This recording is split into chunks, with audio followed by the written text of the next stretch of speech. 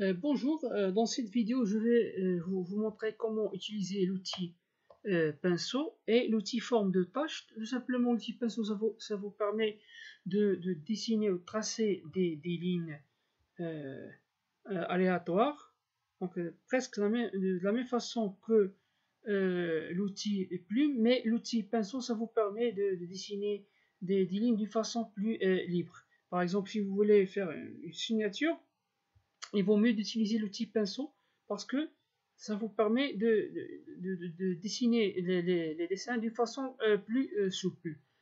Maintenant, avant de commencer le dessin, on va préciser deux choses. Le pinceau est attaché à une fonctionnalité très importante, donc c'est la fidélité. Donc pour ajouter la fidélité, je clique deux fois, clic gauche la souris sur le pinceau. Voilà, ça me donne une fidélité de 0 jusqu'à 100%.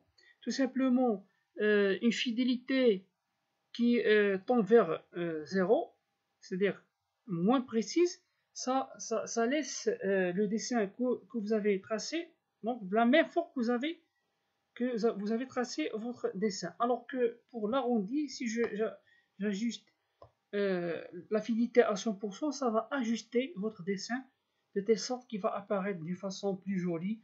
Ça va glisser le dessin. On commence par une fidélité égale à 0, donc OK. Maintenant, si je trace une ligne aléatoire comme ça par exemple, donc le dessin ça va rester le même. Donc aucun ajustement. Maintenant, si j'utilise une fidélité égale à 100%, donc comme ça, donc regardez donc l'effet qui va se produire. Une fois que je lâche le bouton gauche de la souris, donc remarquez bien l'effet qui va se produire. Maintenant, je vais lâcher le bouton gauche. Donc voilà. Donc vous remarquez qu'avec une fidélité de 100%, Adobe Illustrator va ajuster les courbures. C'est-à-dire il va le rendre plus arrondi et plus joli. C'est-à-dire une sorte de lissage.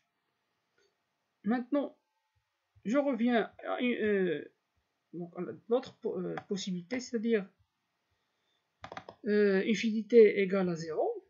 Donc ça va garder la forme brute, c'est-à-dire que je viens de tracer. Ça va aucun ajustement, aucun lissage, aucune modification.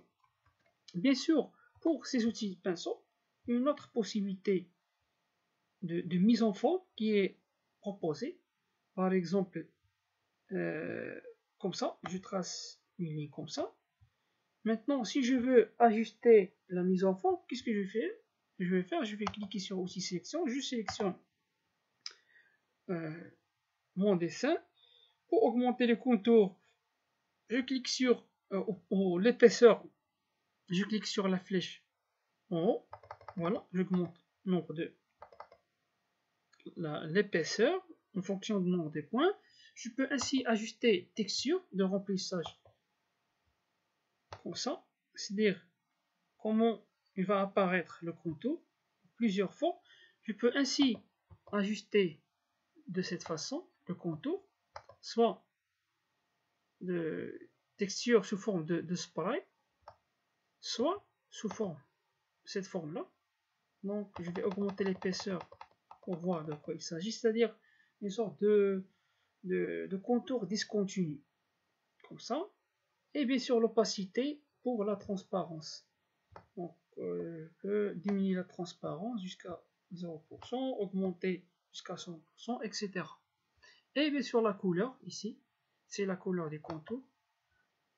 Couleur rouge, je peux choisir ainsi des textures prédéfinies, par exemple comme celle-là.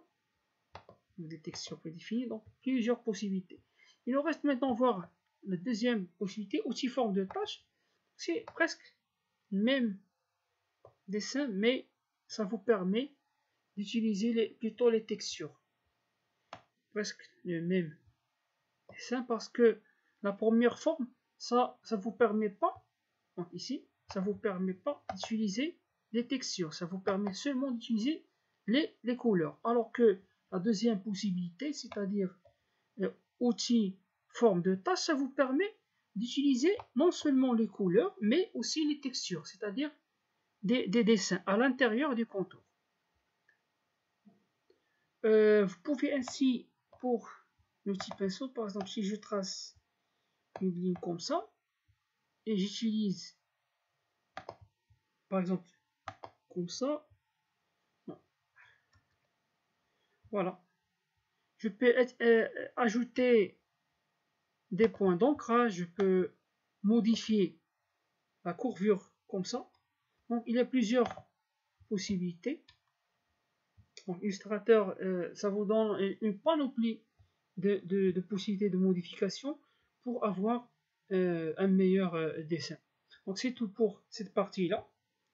Et merci pour votre attention.